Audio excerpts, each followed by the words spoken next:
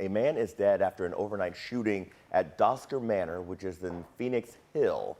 The LMPD says officers responded to the public housing complex around 12:30 and found the man who'd been shot. He was rushed to University Hospital in critical condition and later died. As of right now, no arrests have been made. So if you have any information that might help police, you're urged to call 574 LMPD.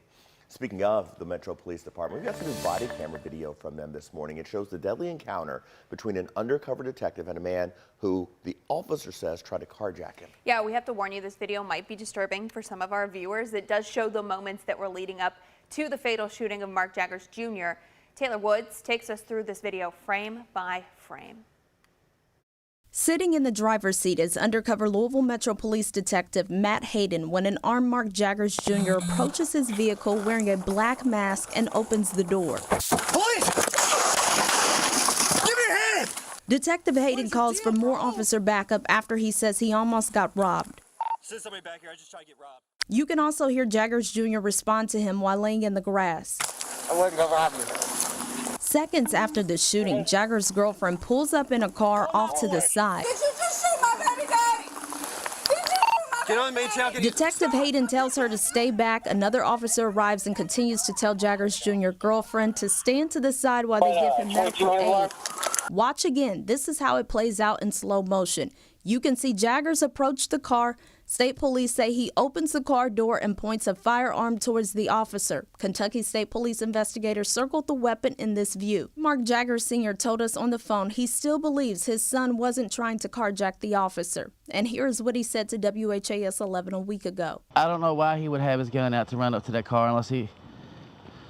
But I know he didn't know he didn't think nobody was in that car. I know that for a fact. I know my boy. Mayor Greenberg released a statement saying, quote, anytime a person loses their life like this, it is a tragedy. In this case, it is clear from the video that the officer was protecting his own life from an armed assailant. He quickly called for help, rendered aid, and made sure to record the entire encounter by activating his body-worn camera. Jaggers' funeral service was held last Sunday. Taylor Woods, WHAS 11 on your side. KSP's investigation into the shooting is ongoing. The department said no further information will be released until it's complete. It's unclear at this point how long that could take. A Louisville woman charged with stabbing her 6-year-old son and her sister is now being held on $1 million bond. 28-year-old Sequoia Porter faced a judge yesterday in court. The judge read from the police report and noted Porter's 9-year-old daughter was interviewed about this incident. The stabbing happened on Wednesday morning on Bruns Drive near PRP. Officers believe there was a fight between Porter and her sister. Porter then allegedly stabbed her 6-year-old son and her sister multiple times. During a forensic interview, Sequoia Porter's 9-year-old daughter advised Ms. Porter held 6-year-old victim over third-floor balcony railing while saying, "Die, demon." Police found Porter in a wooded area of an apartment complex hours after the stabbing. She later attempted an escape in the jail holding cell at Metro Corrections. She slipped out of her handcuffs, but she was quickly arrested on Liberty Street near 6th. Porter is due back in court on Wednesday. A man is in jail this morning after his 1-year-old daughter died from fentanyl. Christopher Van Meter was arrested yesterday and charged with manslaughter, trafficking controlled substances, and wanton endangerment. Van Meter's daughter, Cameron Faye, died on April 6 from fentanyl intoxication. That was just a few days after her first birthday. She was staying at her father's home in Mount Washington at the time. Cameron's mother says Van Meter did struggle with drug addiction. You took a baby. You took my baby. You took her life. I just don't feel like you can take a baby's life and then you get out and live yours. Van Meter is expected in court on July 14th. According to the overdose report from 2022, more than 5 kids up to the age of 14 overdosed in Kentucky. If you know someone or if you are struggling with addiction, there are resources available. You can call the number on your screen, 1-800-662-4357. That number will connect you with resources. It was a heartfelt and emotional reunion. Yesterday, LMPD officers reunited with a woman they helped save from the Old National Bank mass shooting. Back in April, Dallas Schwartz, an Old National Bank employee, was one of the first people shot after another bank employee opened fire inside the building. 5 people were killed, 8 others were hurt. In a post on LMPD's Facebook page, they say despite bleeding profusely, Schwartz managed to escape into a bathroom stall on the first floor of the bank.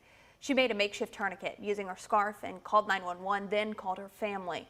After the 25-year-old gunman was killed, LMPD searched the bank room, and eventually they did find Schwartz hiding inside of a bathroom stall. So they are topics that are really top of mind for correctional facilities around the country. You've got crisis intervention and mental health. And staffers are getting some enhanced training in Louisville right now. Now, the training is from the National Institute of Corrections. It teaches officers to have better active listening skills. Officers can use these skills to help inmates identify and understand their emotions. This is an essential skill set going forward for folks that are in the corrections business. I mean, this part of everyday life and dealings. As we know, we have a systemic problem. I think that the NIC spoke on that. The jails were never designed to be mental hospitals and detox facilities, but we got dealt that hand. Today wraps up the final day of the week-long training program. Tomorrow, the new toll rates for 3 of our bridges increase. Every year, tolls increase by 2.5%, but this year, the increase is 4.9% to account for inflation. Tolls are cheaper if you have a prepaid Riverlink account and transponder. The fee will run $2.52 for an average vehicle with the transponder. If you don't have one, your trip could cost more than $5. Tolling's in place on the I-65 bridges and the East End Bridge.